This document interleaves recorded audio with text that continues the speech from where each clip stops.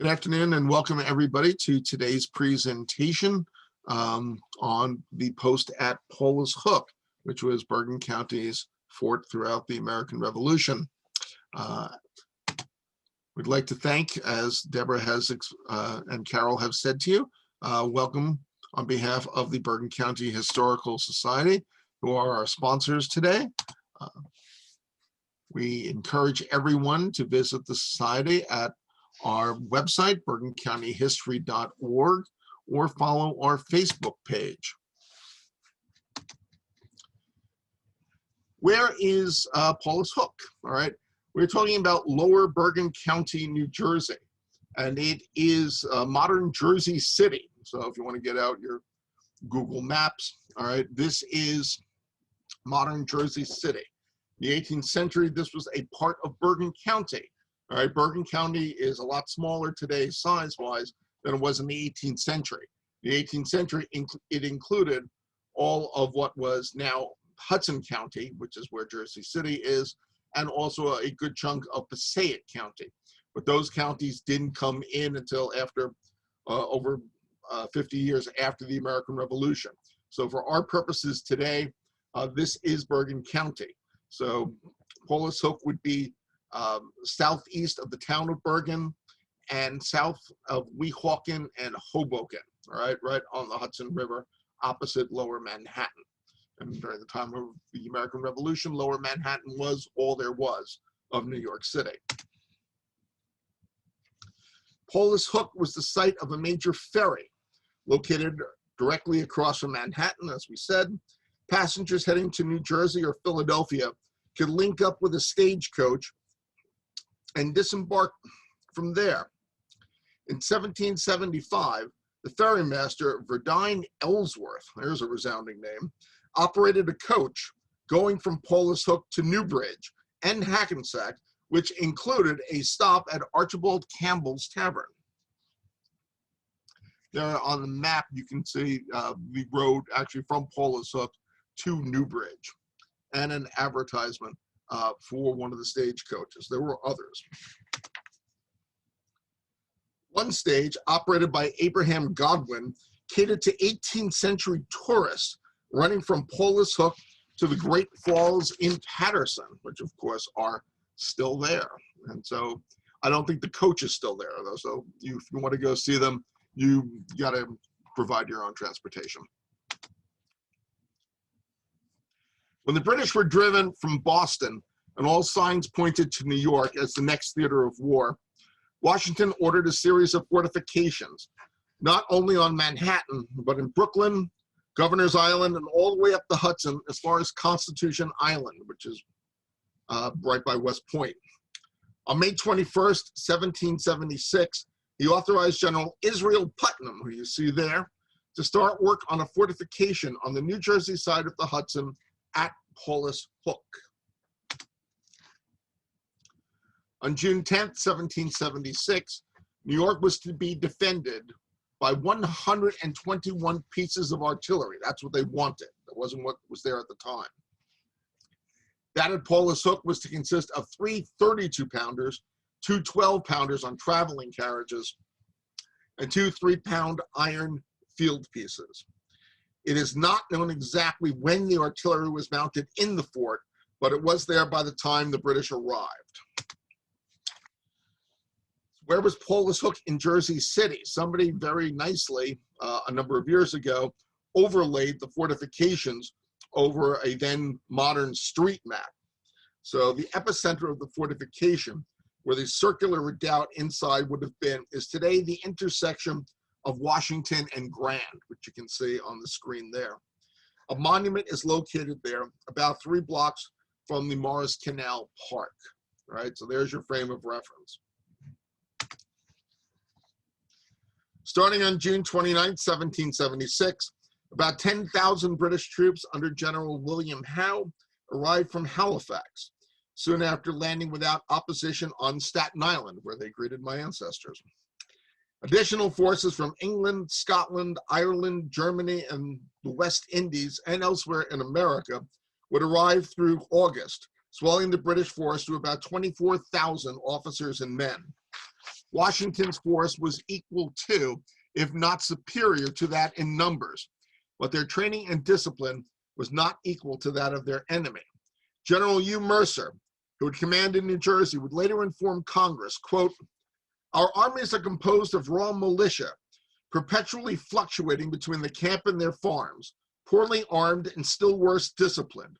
These, sir, are not a match, even were their numbers equal, which they are not, to veteran troops, well fitted and urged on by able officers.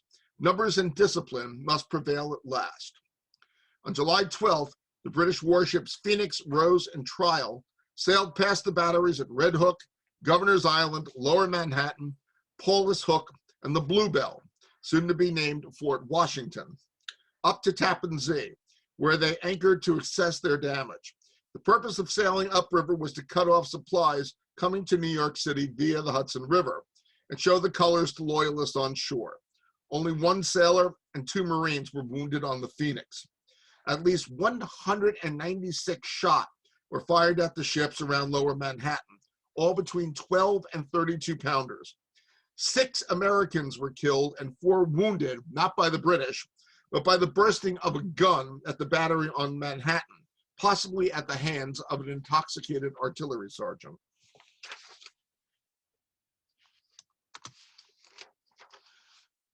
Paulus Hook would command in New Jersey. U. Mercer would command in New Jersey, while the fate of New York would be decided across the river by others.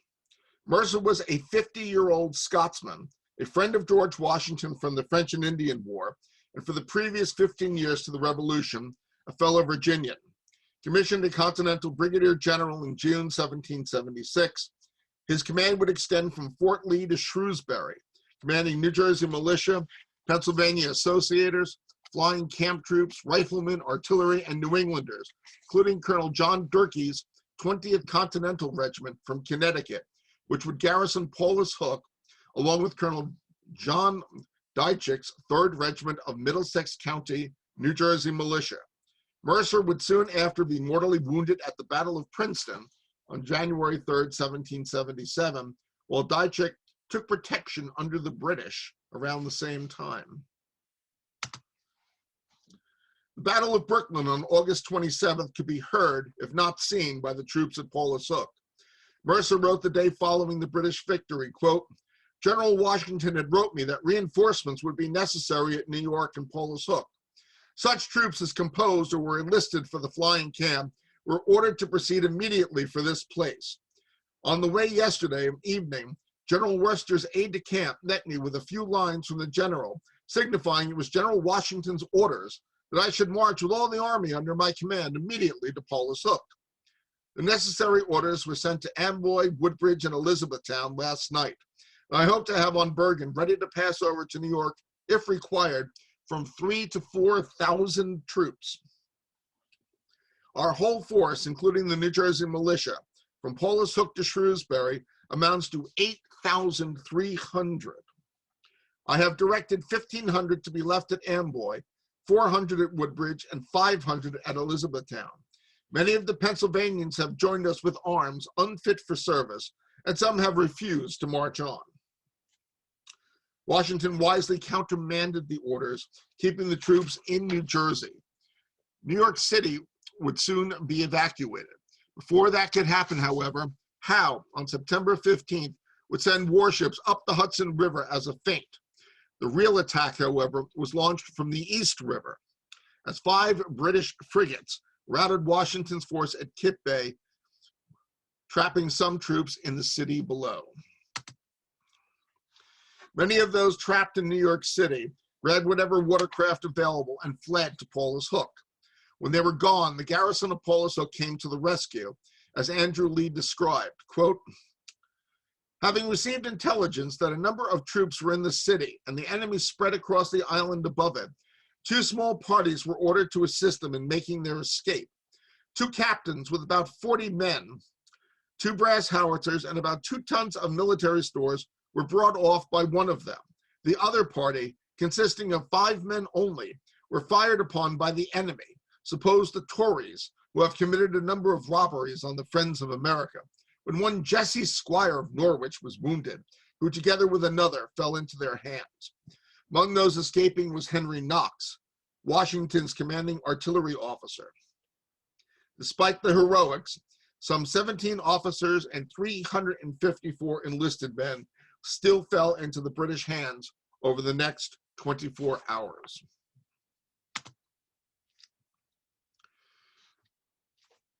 Soon after this, however, the Americans launched an attack on those British ships in the Hudson that had gone up on the feint. And again, according to Andrew Lee, who was the chaplain, by the way, of Durkee's regiment, about 2 o'clock this morning, an attempt was made to burn the ships that passed up the North River yesterday and anchored about 3 miles above us. One of them, the Renown of 50 guns, was grappled, but broke her grappling and came down by us again. Another cannonade ensued, but no damage was received on our side. The brave Colonel Dychink, who did all he could to retain his men, could now keep his regiment no longer, but was obliged to retreat to Bergen, from which Colonel Durkee was left on the hook with only a part of his regiment, consisting of about 300 effective men.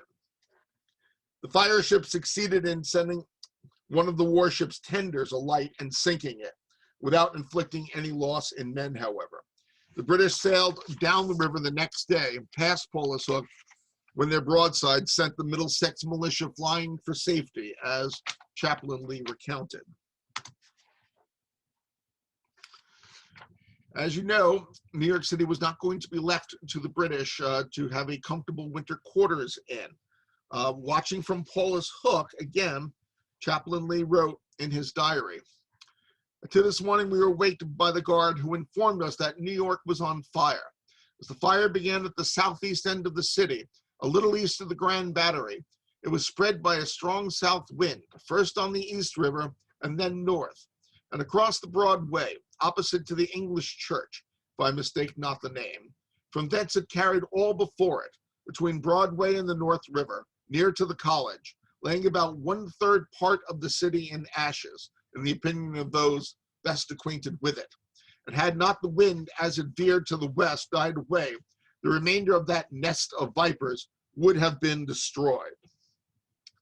According to at least one report, the garrison of Paulus Hook, watching this, cheered when the burning spire of Trinity Church collapsed.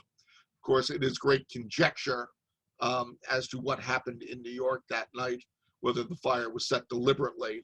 The British concluded, of course, that it was, and Washington denied responsibility, but it appears, more people have recently come out under the opinion that it was deliberately set. After a failed effort due to uncooperative tides on September 22nd, the next day proved more favorable. The loss of Manhattan, it had been agreed that Mercer would order Paulus Hook evacuated. When the British under Lord Percy, who you see there, landed on the 23rd, they were unopposed. Durkee's, quote, little battalion, retreating with drums beating and colors flying to Bergen. Here they would remain for 4 days until the British, the loss of one man, would drive them off further north. With the British landing at the lower Closter Dock on November 20th, Fort Lee, the remaining post on the river for the Americans, was evacuated, and with it, Washington's presence in Bergen County, again starting the British Great Retreat. Fort Lee being of no use, it was demolished by the British by the end of 1776. But Paulus Hook would become the principal British post in Bergen County and eventually all of New Jersey. And there you see the British fortification, Paulus Hook, relatively unchanged from the American fortification at Paulus Hook. In its early period, it would be garrisoned by many provincial units. There you see an advertisement for the New York Volunteers, who had garrisoned Paulus Hook for a while in late 1777 and through the spring of 1778. In early 1778, the post was garrisoned by the New York Volunteers under the command of Lieutenant Colonel George Turnbull. Here on January 29, 1778, they witnessed the murder of a loyalist Bergen County civilian named John Richards by 2 members of the county's militia. A reward was offered in New York for the two militiamen, one of whom was quickly apprehended by a loyalist of the county, Rear Banta.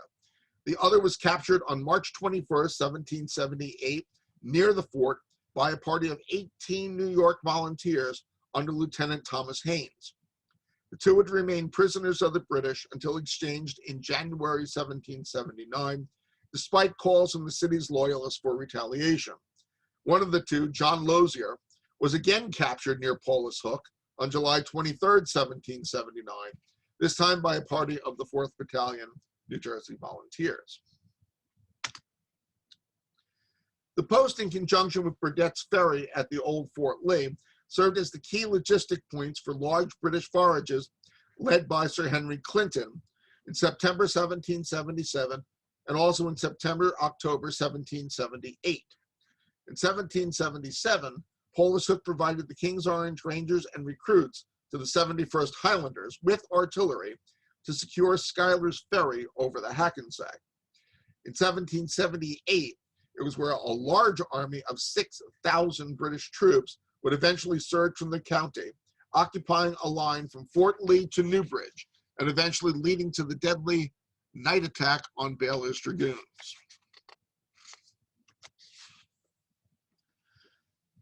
At the end of February 1779, a new post was established on the property of William Bayard in Hoboken, 3 miles to the north, the present site of Stevens Tech. The garrison of this post would be the 4th Battalion, New Jersey Volunteers, under Lieutenant Colonel Abraham Van Buskirk. Raised primarily in Bergen County in late 1776, the new post enabled the battalion to receive recruits more easily than at their old post on Staten Island. Bolton Bergen County loyalists and deserters such as Mordecai Russell of the Kingsbury Artillery, a part of the North Carolina Brigade stationed at Paramus. The North Carolinians and NJV would engage in several minor skirmishes near Hoboken and Paulus Hook that spring. There you see the artillery that was provided for the NJV in their new home. The rockets that you see were not weapons, they were signals in case of attack or something like that. Now, most folks who are familiar with Paulus Hook are familiar with it for its 1779 attack by the guy that you see in front of you, Major Henry Lee Jr. This, of course, is the most famous episode of the post. Lee was born on January 29, 1756, at Leesylvania, a plantation near the small tobacco port of Dumfries in Prince William County, Virginia. He was one of 8 children, and in turn would have 9 children of his own, 3 to his first, 6 to his second wife, most famous of whom was Robert B. Lee, captain of a troop of Virginia Light Dragoons in June 1776, which became a part of the 1st Light Dragoons in March 1777. In April 1778, Congress promoted Lee to major and authorized him to raise his own corps, which was commonly referred to as Lee's Legion. He was Washington's personal choice to lead an attack on Paulus Hook. The troops for the attack were drawn from Lord Stirling's division, which moved down from Ramapo to Paramus in Bergen County on the morning of August 18, 1779. Lee's Legion had been stationed earlier at Kakiat, which is just over the border in New York. The post at Hoboken had been withdrawn into Paulus Hook by the beginning of July 1779. In addition to the NJV, there was a company of the Garrison Battalion. This unit was created in 1778 from veteran, infirm, or wounded British soldiers. Paulus Hook was commanded by Major William Sutherland of the Garrison Battalion, even though he was outranked by Van Buskirk. The difference in the garrison in the 2 days, and you see there on your screen, one dated August 18th, one August 19th, that difference was because Van Buskirk led 200 men to English neighborhood to the north, presumably looking for Lee. It is unknown, given what happened, how they missed each other in the night. You can see the force at Paulus Hook was significantly reduced by the early morning of the 19th. The only reinforcements sent over from New York were 40 Hessians of the Prince Hereditaire Regiment. Prior to the attack, Lee had dispatched a small force under Captain Alan McLean to gather intelligence, which he succeeded by capturing a man from each corps on August 16th. There you see our old dear departed friend Jim Clark, who most certainly could have been qualified for the garrison battalion. There were more orders for this expedition than were issued for the siege of Troy. They covered order of march, flanking maneuvers, cavalry screens, diversions, and order of attack, all issued and reviewed at New Bridge on the night of August 18th. 3 Bergen County militiamen claimed to have been at Paulus Hook: Benjamin Romaine, John Terhune, and Abraham Brower. Only Brower mentioned he was specifically a guide, however. Lee and at least one other officer suspected the guide of being of dubious character, writing to Washington, quote, "The troops moved from the vicinity of the New Bridge about 4:00 p.m. Patrols of horse being detached to watch the communication with the North River, and parties of infantry stationed at the different avenues leading to Paulus Hook. My anxiety to render the march as easy as possible induced me to pursue the Bergen road lower than intended.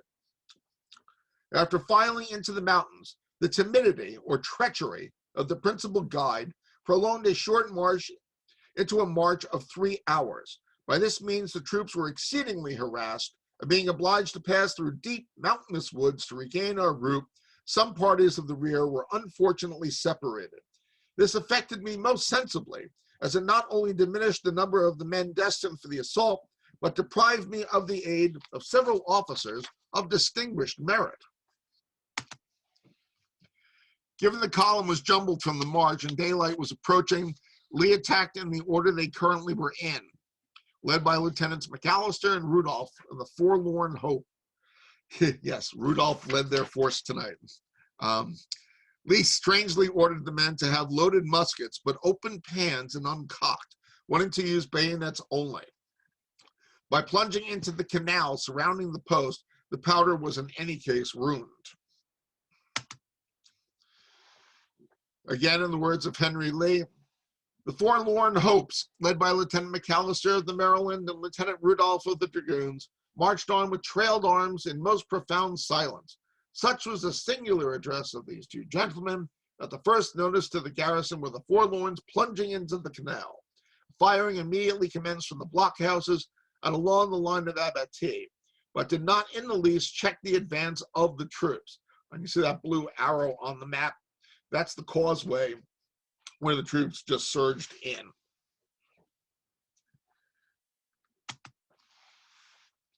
Major Sutherland, along with Captain Friedrich de Schieling of the Hessian Regiment Prince Hereditaire, and 25 of his men, escaped to the circular redoubt. You can see where the circular redoubt is by the big blue arrow there, and fend off further attacks. Dozens of other officers and men hid on the banks of the river or occupied the uncaptured left-hand blockhouse until Lee's force retreated. The magazine could not be unlocked and was consequently not blown up. The barracks, Lee asserted, were full of women, children, and sick, so he did not set fire to them. No artillery was removed or spiked. The garrison flag, however, was carried off by Lieutenant McAllister. Lee's plan called for a quick retreat to the Hackensack River, probably at Schuyler's Ferry, not far from Paulus Hook, where boats would meet them to convey everyone to the west side of the river. The messenger Lee sent to facilitate them either deserted or was captured, the result being the boats never showed up. Being informed by captured New Jersey volunteer officers that their regiment was out and looking for him, and British reinforcements from New York could not be far off, Lee immediately marched in 3 columns northward. He was joined by a detachment of men under a Captain Castles or Catlett with dry ammunition, presumably some of those who were misguided in the night. They formed a rear guard under Lee. And there you see somewhat north of Paulus Hook on the map there. There's Hoboken and Weehawken and the Three Pigeons Tavern. So they're retreating northward. Realizing the boats had not been sent, Lord Sterling, who you see there, sent a relief force under Lieutenant Colonel Burgess Ball of the 1st Virginia Regiment which met Lee in lower English neighborhood, helping cover the retreat.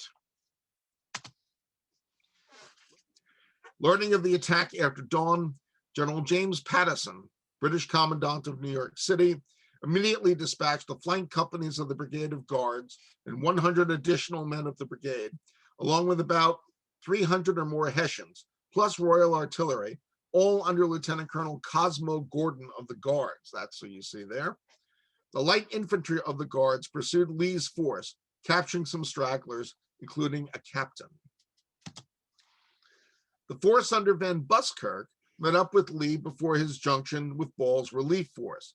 Lee, still in English neighborhood, had his men remove the planks from a bridge and then occupied a, quote, stone house, as was explained by Lee, quote, a body of the enemy, alluded to in the intelligence I mentioned to have received from the officers while in the fort, made their appearance, issuing out of the woods on our right, and moving through the fields directly to the road.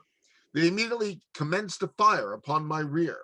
Lieutenant Reed was ordered to face them, while Lieutenant Rudolph threw himself with the party into a stone house which commanded the road. These two officers were directed mutually to support each other and give time to the troops to pass the English neighborhood creek at the Liberty Pole. On the enemies observing this disposition, they immediately retired by the same route they had approached and gained the woods. And Buskirk and his detachment suffered no loss, returning to Paulus Hook with 4 of Lee's men as prisoners. Lee's men crossed the Hackensack at New Bridge at 1 p.m. on the 19th and spent the night there. They must have been pretty exhausted. The prisoners were immediately, however, sent towards Philadelphia. The losses on the night were thus. The British suffered 1 sergeant and 4 rank and file killed, 1 sergeant wounded, 1 lieutenant, 3 ensigns, a quartermaster, a surgeon's mate, 11 sergeants, a drummer, 128 rank and file prisoners.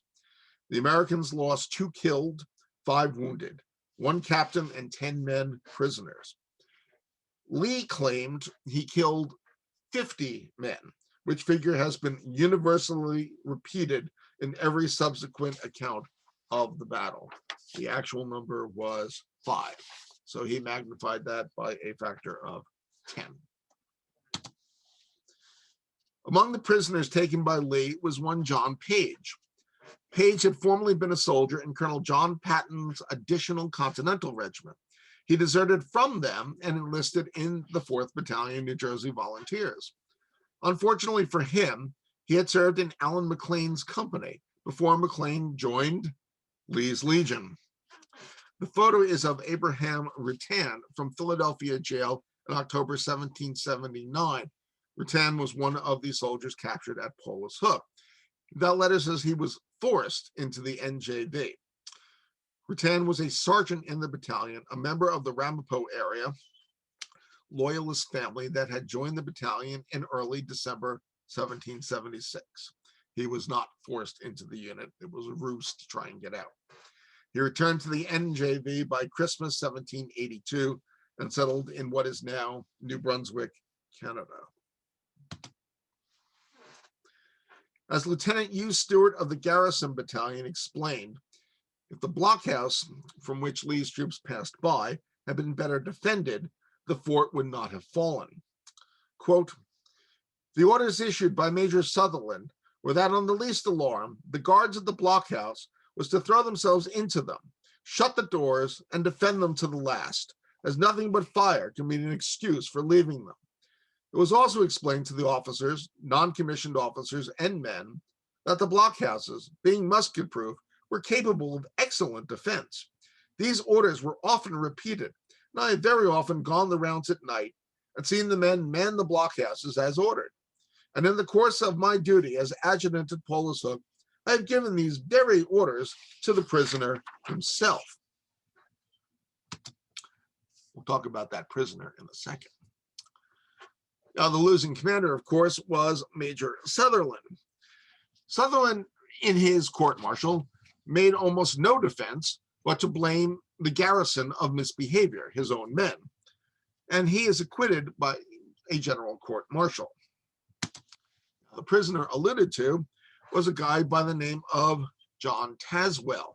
That's a page from John Tazwell's court-martial. Tazwell was not so lucky.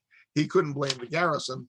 He blamed the lock on the door as being broken. They tried to lock themselves into the blockhouse to defend it, but the lock was broken.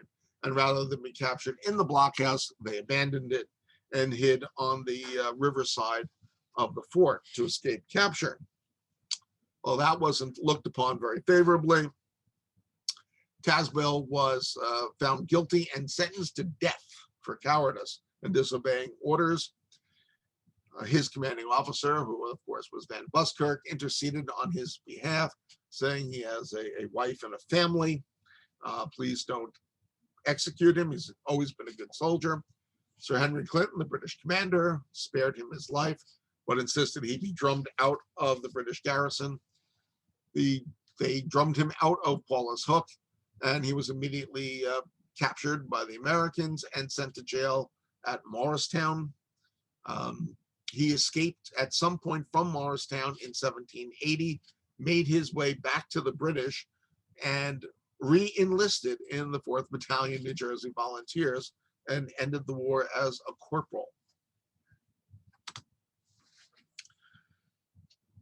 The victorious commander, which would be, of course, Henry Lee, was also court-martialed, even though he won.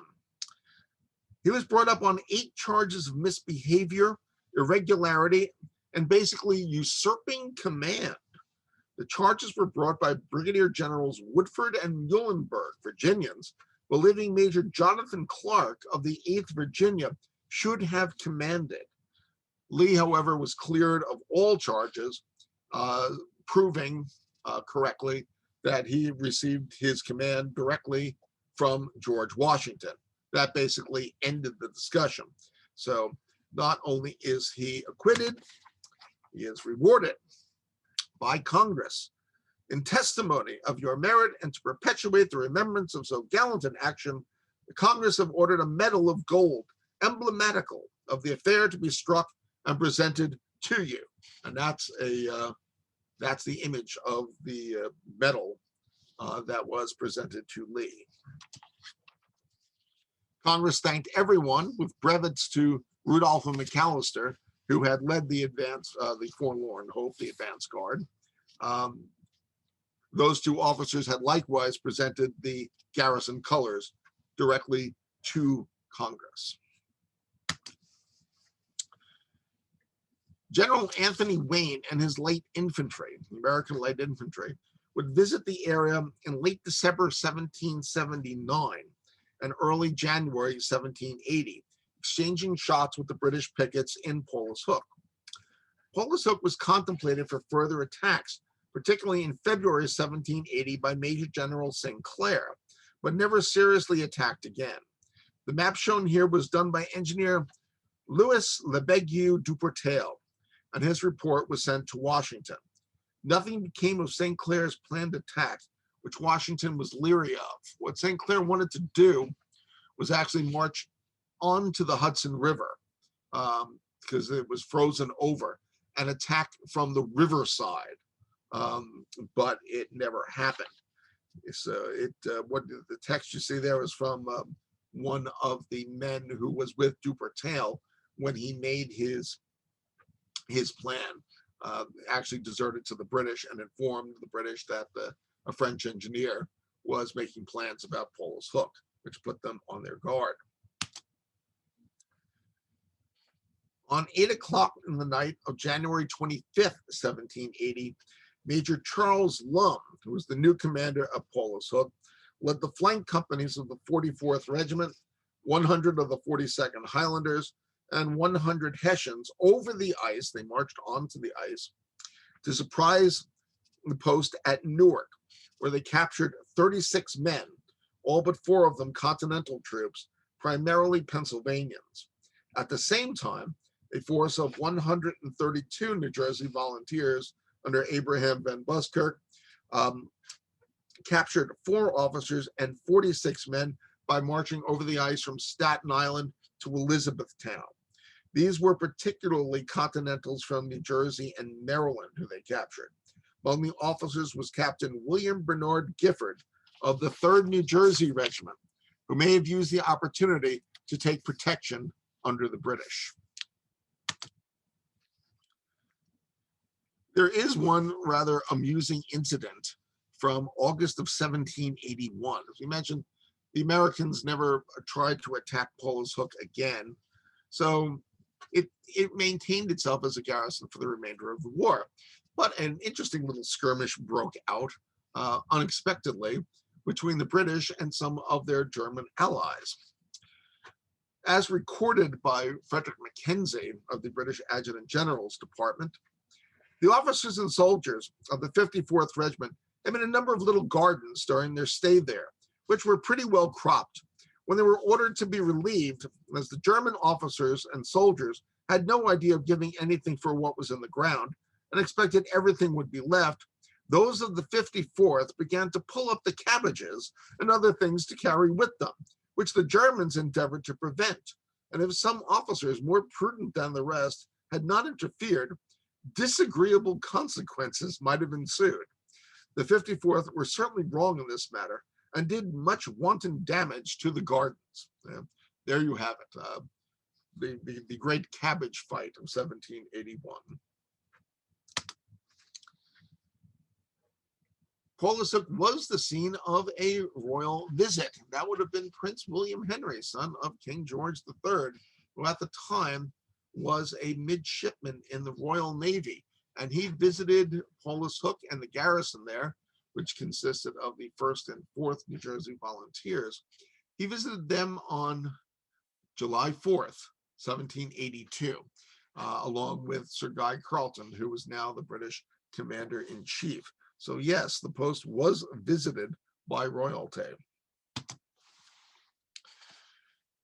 Also, shortly thereafter, in August of 1782, there was a murder of a Bergen County loyalist, Cornelius Nafee, by a party of Black refugees who had served under Thomas Ward, his woodcutting regiment, the Loyal Refugee Volunteers. It's a long story, which we've talked about previously, but it was suspected that Nafee had sold the wife of one of these Black refugees, and they had apprehended him and murdered him. So a party of New Jersey volunteers was sent out of Paulus Hook to arrest these men, some of whom they found, others had fled. They were all ordered to mostly suffer death. None of them were, in fact, executed, but it was really the beginning of the end for the refugees on Bergen Neck.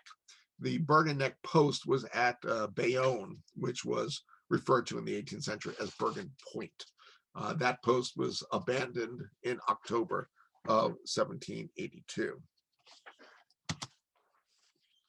The evacuation of New York City on November 25th, 1783, was supposed to be followed by Paulus Hook, but it may have preceded it by a few days. We don't know exactly. In the waning weeks, the 42nd Highlanders were there, replaced by the 43rd Regiment and the Hessian Grenadier Battalion von Lengerke. Both these units were removed on November 21st, which may have been the date the post was given up, although that is not certain. That discharge that you see there is of a soldier for the British 42nd Regiment, discharged at Paulus Hook just before this.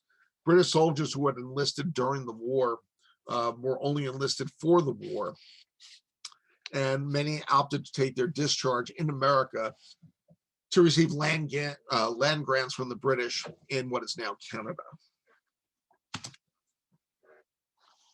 The arrival of Washington in New York City on the heels of the British departure culminated in his farewell to his officers at Fraunces Tavern, then a ferry ride across the Hudson to Paulus Hook. Washington was en route to Philadelphia, then to Congress at Annapolis to resign his commission. The militia officers and leading citizens of Bergen County took the opportunity to send a letter of congratulations to Washington, to whom he replied, "To you, gentlemen, who have experienced in no small degree the fatigues of a military life, I must return these, my last public thanks for the cheerful and able assistance you have afforded me. May you, as a reward of your virtuous conduct, enjoy the uninterrupted fruits of that independence which has been procured at the hazard of our lives. Paulus Hook still seems to have been a military post in 1812, when the United States declared war on Great Britain. Hundreds and occasionally thousands of New Jersey militia would be posted there, including the Essex County troops, cavalry, who carried those flags that you see before you. Those flags are just really kind of cool, and I was looking for any excuse to use them. So, yeah, there was no battle, of course, around New York or Paulus Hook during the War of 1812, but those are pretty cool flags. Those visiting the site today will no doubt be disappointed if they expect to find a fort or museum. A monument, however, does mark the spot on or near the location of the circular redoubt. The image on your left shows the dedication of that monument around the turn of the century, I think around 1908. And that is, the image on your right is how it looks today. It may even be more built up than that. If you haven't been to Jersey City lately, it is incredibly under construction, as you will. But that is Paulus Hook today. So with that, well, everyone lived happily ever after. That, by the way, that image there is Justice Earl of Hackensack Township. He was an officer in the New Jersey Volunteers captured at Paulus Hook in 1779. So with that, are there any questions?